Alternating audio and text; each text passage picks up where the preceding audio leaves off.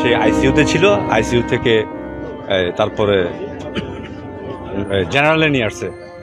তখন আমাকে বলল যে আপনার ছেলে 100% গেছে গা, একমাত্র ভগবান আল্লাহর উপর। একদিন আগে তার সাথেও কথা বলছি যে বাবা তুমি ভালো করে থাকিও, আমি তোমার কাছে আগামী মাসের 15 তারিখ অবশ্যই আসবো। 15 তারিখ আসলে তোমার যা যা লাগে আমি সব কিছু কিনে দিব। আমার সাথে কথা হয়েছিল, কিন্তু ভাগ্যের পরিনির্মম হাস যে মানে প্রত্যেক দিন আমাকে সে স্কুল থেকে ছুটি হওয়ার পর আমাকে ফোন দেয়, বাবা আমি ভাত খাইতে যাচ্ছি, বিকেলে তোমার সাথে কথা আছে। ওই দিন ছুটি হচ্ছে না, 10 কি 15 মিনিটের কারণে ছুটি হচ্ছে না, তার কারণে এই অবস্থা আজকে।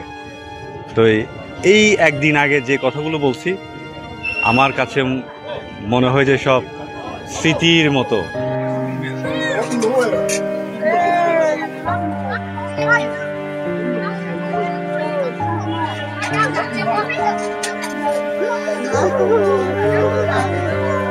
ছোটবেলা থেকে আমাদের সাথে একদম নার্সারি থেকে ওর সাথে আমরা পড়তেছি, আমাদের সাথে খেলেছে, অনেক ঘুরছি, আমরা অনেক মজা করছি।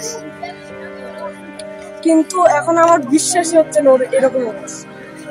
আমি জানার পরে আমার একবারে হঠাৎ কেমন লাগা শুরু করছে, কেমন ও তো এতদিন আমাদের সাথে ছিল, আজকে হঠাৎ করে ও নাই।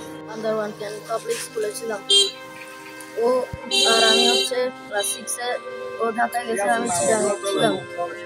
ওর সাথে আমি ওই ছুটির সময় এসে খেলতাম। নার্সারি থেকে আমরা সবাই একসাথে বড় হয়েছি। সে ক্লাস 5 ছিল, সবাই একসাথে থাকতাম, মিশতাম। ও আমার এক্স ক্লাসমেট।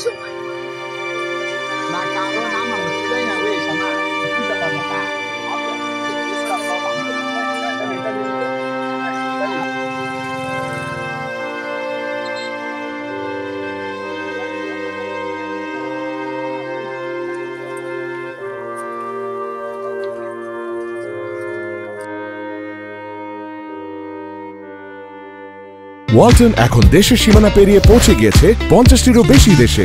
ওয়ালটন, ঘরে ঘরে বিশ্বজুড়ে।